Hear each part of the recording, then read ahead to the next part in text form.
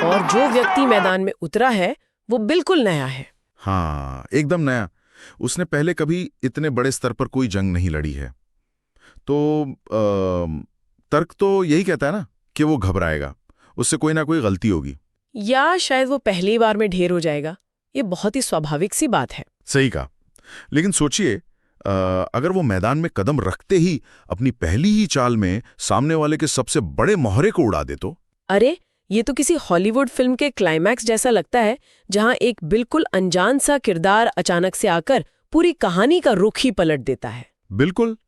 और फिर उसी दिन ऐसा कुछ कर गुजरे जो इस खेल के इतिहास के मतलब सबसे बड़े दिग्गजों ने भी अपने पूरे जीवन में नहीं किया हो। खेलों की दुनिया की सबसे बड़ी खूबसूरती ही यही है। यहाँ कभी-कभी असलियत किसी भी लिखी हुई स्क्रिप्ट से कहीं ज्यादा चौंकाने वाली होती है। एकदम सही बात है। और आज के हमारे स्रोतों के इस विस्तृत विश्लेषण का मिशन इसी रोमांचक असलियत की परतों को खोलना है। हाँ, और स्रोत के रूप में हमारे पास आज एक बहुत ही छोटा लेकिन बेहद प्रभावशाली YouTube शॉर्ट्स वीडियो का ट्रांसक्रिप्ट है। बिल्कुल। तो खेल को बारीकी से समझने की इच्छा रखने वालों के लिए आज की ये डीप डाइव बहुत ही खास होने वाली है। क्योंकि हम प्रफुल्ल हिंज नाम के एक ऐसे खिलाड़ी के डेब्यू का गहराई से विश्लेषण करेंगे जिसने क्रिकेट के सबसे बड़े मंच पर आते ही इतिहास रच दिया। तो चलिए बिना किसी देरी के सीधे उस पल में चलते हैं जहां से पूरा तूफान शुरू हुआ। क्रिकेट में मतलब डेब्यू का दबाव क्या होता है, ये कोई छुपी हुई बात नहीं है। बिल्कुल नहीं। जब कोई युवा खिलाड़ी पहली बार IPL जैसे भारी भरकम टूर्नामेंट में गेंद थामता है तो उसके शरीर में एड्रेनलिन का स्तर आसमान पर होता है। हाथ कांप रहे होते हैं, दिमाग में हजारों विचार चल रहे होते हैं और ऐसा लगता है जैसे कोई नया कर्मचारी अपने ऑफिस के पहले दिन पहली ही मीटिंग में कंपनी की सबसे बड़ी डील क्रैक कर ले। बहुत ही सटीक उदाहरण है। तो इतने बड़े मंच पर जहां आपकी एक वाइड गेंद भी सोशल मीडिया पर मीम बन सकती है, वहां पहली ही गेंद पर विकेट लेने के पीछे की असल मानसिकता क्या हो सकती है? देखिए, इसे समझने के लिए हमें उस युवा गेंदबाज के दिमाग के अंदर झांकना होगा। जब कोई गेंदबाज इतने बड़े स्तर पर अपनी पहली गेंद फेंकने के लिए दौड़ता है तो उसका लक्ष्य कोई जादुई इनस्विंगर डालना नहीं होता। तो मतलब वो विकेट के बारे में नहीं सोच रहा होता? बिल्कुल नहीं। उसका 90% ध्यान सिर्फ इस बात पर होता है कि गेंद किसी तरह पिच पर सही जगह गिर जाए। वो सिर्फ ये चाहता है कि कोई नो बॉल ना हो। अच्छा, मतलब वो सिर्फ सर्वाइवल मोड में होता है, अपनी लय और सांसों को काबू में करने की कोशिश कर रहा होता है। हाँ, लेकिन जब उसी सर्वाइवल मोड में फेंकी गई पहली ही गेंद पर विकेट मिल जाता है तो जो बदलाव आता है वो किसी जादू से कम नहीं होता। तो उसके आत्मविश्वास का क्या होता है? मतलब क्या वो घबराहट अचानक खत्म हो जाती है? एकदम हवा हो जाती है। गेंदबाज सोचता है कि हाँ, मैं इस स्तर पर खेलने के लायक हूँ। उसका आत्मविश्वास उसी 1 सेकंड में 100 गुना बढ़ जाता है। लेकिन मुझे लगता है कि इसका असली असर दूसरी तरफ होता होगा। मेरा मतलब है बैटिंग करने वाली टीम के ड्रेसिंग रूम में। बिल्कुल सही पकड़ा आपने। जरा विरोधी टीम के बारे में सोचिए। उनका बल्लेबाज ये सोचकर मैदान पर उतरा था कि सामने एक नया नर्वस लड़का है। हाँ, वो सोच रहा होगा कि इस नए लड़के पर दबाव बनाकर मैच का कंट्रोल अपने हाथ में ले लूंगा। लेकिन जब वो नया लड़का पहली ही गेंद पर विकेट निकाल लेता है तो ड्रेसिंग रूम में जो सन्नाटा छाता है वो बहरा कर देने वाला होता है। मतलब ये सिर्फ एक विकेट का गिरना नहीं है, ये एक मनोवैज्ञानिक तमाचा है। हाँ, ये विरोधी टीम को सोचने पर मजबूर कर देता है कि क्या हम इस खिलाड़ी को हल्के में लेने की भूल कर रहे हैं, और यहीं से पूरा गेम बदल जाता है। और यहीं पे कहानी एक बहुत ही दिलचस्प मोड़ भी लेती है, क्योंकि मतलब ये सिर्फ एक विकेट की बात नहीं थी। जब हम इस प्रदर्शन का पैमाना देखते हैं तो दिमाग चकरा जाता है। बिल्कुल, क्योंकि स्रोत ये बताते हैं कि प्रफुल्ल हिंज ने जो काम किया वो दिग्गज। बहुत ही दिलचस्प बात सामने आती है। बताइए, क्या बात है? बुमराह और हेजलवुड ऐसे मामले जिनकी गेंदों की सटीकता को देखकर लगता है मतलब जैसे उन्होंने पिच पर कोई GPS लगा रखा हो। हाँ, इसमें कोई शक नहीं है। वे दुनिया के सबसे बेहतरीन गेंदबाज हैं। तो क्या दिग्गजों का ये काम न कर पाना उनकी कोई कमी है, या फिर प्रफुल्ल हिंज का ये कारनामा बस एक सांख्यिकी अजूबा है जो बस किस्मत से हो गया? ये बहुत ही स्वाभाविक सवाल है, लेकिन इसका जवाब कौशल की तुलना में नहीं बल्कि खेल के मनोविज्ञान में छिपा है। इसे दिग्गजों की किसी कमी के रूप में नहीं देखा जाना चाहिए। अच्छा, तो फिर इसे कैसे देखा जाना चाहिए? जब हम कड़ियों को जोड़ते हैं तो हमें ये देखना होगा कि बल्लेबाज मैदान पर किस माइंडसेट के साथ उतरता है।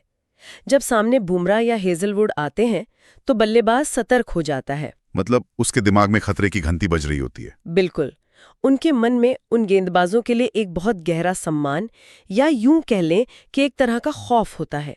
बल्लेबाज सोचता है ये बुमराह का ओवर है, मुझे बस इसे शांति से निकाल देना है। हाँ, कोई रिस्क नहीं लेना है। और जब बल्लेबाज रिस्क ही नहीं लेता, वो पूरी तरह से रक्षात्मक हो जाता है, तो विकेट गिरने की संभावना भी कम हो जाती है। एकदम सही। दिग्गजों को विकेट निकालने के लिए बहुत मेहनत करनी पड़ती है, जाल बुनना पड़ता है। लेकिन आप सीन को पलट दीजिए, सामने प्रफुल्ल हिंज है, एक ऐसा चेहरा जिसे किसी ने टीवी पर ज्यादा नहीं देखा है। हाँ, तो ऐसे में बल्लेबाज का ईगो तुरंत जाग जाता है। वो सोचता है, अरे ये नया बच्चा मुझे क्या ही गेंद डालेगा। हाँ, वो सोचता होगा कि आज तो मैं इसकी ओवर में 20 रन निकालूंगा। और इसी अति आत्मविश्वास के कारण बल्लेबाज अपनी तय रणनीति से भटक जाता है। वो एक ऐसी गेंद पर बड़ा शॉट खेलने की कोशिश करता है जिसे शायद बुमराह के खिलाफ वो चुपचाप डिफेंड कर लेता। ओह, अब समझ में आया। तो प्रफुल्ल हिंज ने कोई जादुई गेंद नहीं फेंकी, बल्कि उन्होंने बल्लेबाज के उस घमंड का फायदा उठाया जहां उसे लगा कि वो हावी हो सकता है। एक नए खिलाड़ी के लिए विकेट के दरवाजे खोल देती है। ये तो मतलब खेल की फिजिकल लड़ाई से ज्यादा दिमागी लड़ाई लग रही है। लेकिन बात सिर्फ एक विकेट पर खत्म नहीं होती है ना। एक ही ओवर में ये वाकई में असाधारण है। और पूरे मैच में कुल 4 विकेट लिए। शो दावा करता है कि आईपीएल के इतने लंबे इतिहास में ऐसा पहले कभी नहीं हुआ है। हाँ, ये एक बहुत ही दुर्लभ उपलब्धि है। ये एक अचानक आए बवंडर की तरह है, जिसने महज 6 गेंदों में पूरा परिदृश्य ही बदल दिया। बिल्कुल, 1 ओवर और 3 विकेट। तो मैं ये समझना चाहता हूं कि 20 ओवर के गेम में जहां बल्लेबाजों की पूरी फौज होती है, वहां एक ही ओवर में 3 विकेट गिरने से मैच की गतिशीलता कैसे पूरी तरह पलट जाती है। देखिए, इस घटना के बड़े चित्र को समझने के लिए हमें T20 क्रिकेट की वास्तुकला को समझना होगा। ये प्रारूप पूरी तरह से मोमेंटम और साझेदारियों पर निर्भर करता है। हाँ, टेस्ट मैच की तरह नहीं जहां आपके पास संभलने के लिए पूरा दिन है। बिल्कुल, हर बल्लेबाज का अपना एक खास रोल होता है। कोई पावर प्ले का फायदा उठाने आता है, तो कोई अंत में तेज हिटिंग के लिए होता है। तो जब 3 विकेट गिरते हैं तो क्या होता है? जब एक ही ओवर में 3 विकेट गिरते हैं तो वह केवल स्कोरबोर्ड पर रन की गति को नहीं रोकता, बल्कि विरोधी टीम की पूरी रणनीति को तहस-नहस कर देता है। यानी उनका पूरा का पूरा गेम प्लान ही खिड़की से बाहर चला जाता है। हाँ, राजस्थान की टीम एक निश्चित रन रेट को दिमाग में रखकर खेल रही थी। अचानक महज कुछ मिनटों के भीतर उनके 3 प्रमुख बल्लेबाज डगआउट में लौट जाते हैं। मतलब क्रीज पर जो 2 बल्लेबाज हैं, वे बिल्कुल नए हैं। उन पर रन बनाने का भारी दबाव तो है ही, साथ ही विकेट बचाने का भी आतंक छा गया है। और सबसे बड़ी बात, एक ही ओवर में 3 विकेट गिरने का मतलब है कि बैटिंग लाइनअप का निचला हिस्सा, जो खिलाड़ी 17वें या 18वें ओवर में आते हैं, वे अचानक 8वें या 9वें ओवर में ही मैदान पर आ गए हैं। अरे बाप रे! जिन खिलाड़ियों को सिर्फ 15 गेंदें खेलने की ट्रेनिंग मिली है, अब उन्हें 40 गेंदें खेलनी पड़ेंगी। बिल्कुल सही। उनके पास पारी को संभालने की तकनीक ही नहीं होती। ये एक पैनिक बटन है जो पूरी टीम को ध्वस्त कर देता है। और कुल 4 विकेट लेना ये साबित करता है कि पहली गेंद का विकेट कोई तुक्का नहीं था। हाँ, प्रफुल्ल के पास उस दबाव को सहने की क्षमता थी। उन्होंने क्रिकेट में सालों तक पसीना बहाया होगा, लेकिन प्रफुल्ल हिंज का कोई बहुत बड़ा डोमेस्टिक करियर नहीं है। हाँ, ये सच में एक बहुत बड़ा विरोधाभास है। अगर बिना किसी बड़े घरेलू क्रिकेट अनुभव के कोई खिलाड़ी आकर सीधे आईपीएल का इतिहास बदल सकता है, तो क्या अनुभव से ज्यादा उस दिन की लय मायने रखती है? ये तर्क सुनने में थोड़ा अजीब लगता है, लेकिन कभी-कभी कम अनुभव होना या बिल्कुल अनजान होना एक बहुत बड़ा वरदान साबित होता है। इसे हम अज्ञात होने का फायदा कहते हैं। अज्ञात होने का फायदा? लेकिन जब आप अनजान होते हैं तो आप खुद भी तो नहीं जानते कि इस बड़े मंच पर कैसे प्रदर्शन करना है। फिर ये फायदा कैसे हुआ? इसे समझने के लिए हमें देखना होगा कि आज की क्रिकेट टीमें काम कैसे करती हैं। हर टीम के पीछे एनालिस्ट की एक पूरी फौज होती है। हाँ, वो लैपटॉप और डेटा वाले लोग। बिल्कुल। जब कोई स्थापित खिलाड़ी मैदान पर आता है तो विरोधी टीम के पास उसके सालों के वीडियो होते हैं। उन्हें पता होता है कि दबाव पड़ने पर ये बॉलर क्या करेगा। मतलब उनके पास पहले से ही सारा चीट शीट होता है। एकदम सही।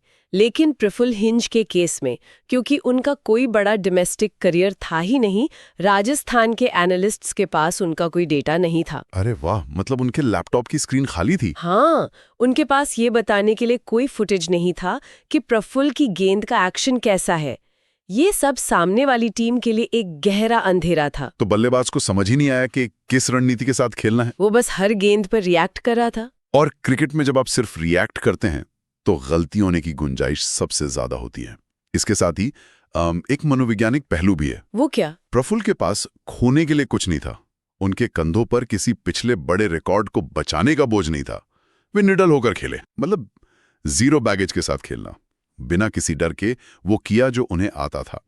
ये वाकई में आंखें खोल देने वाला विश्लेषण है। हाँ, और इसी निडरता ने उन्हें इतिहास रचने में मदद की। तो अगर हम आज की इस गहरी चर्चा के मुख्य बिंदुओं को समेटें तो हमने देखा कि कैसे प्रफुल्ल हिंज ने वैभव सूर्यवंशी का विकेट निकालकर विरोधी टीम में डर का बीज बोतीशीलता को पलट दिया। और सबसे महत्वपूर्ण बात, बिना किसी बड़े डोमेस्टिक करियर के अज्ञात होने का फायदा कैसे एक खिलाड़ी का सबसे बड़ा हथियार बन सकता है। सच में ये हमें बताता है कि इतिहास रचने के लिए हमेशा एक लंबी कहानी की जरूरत नहीं होती।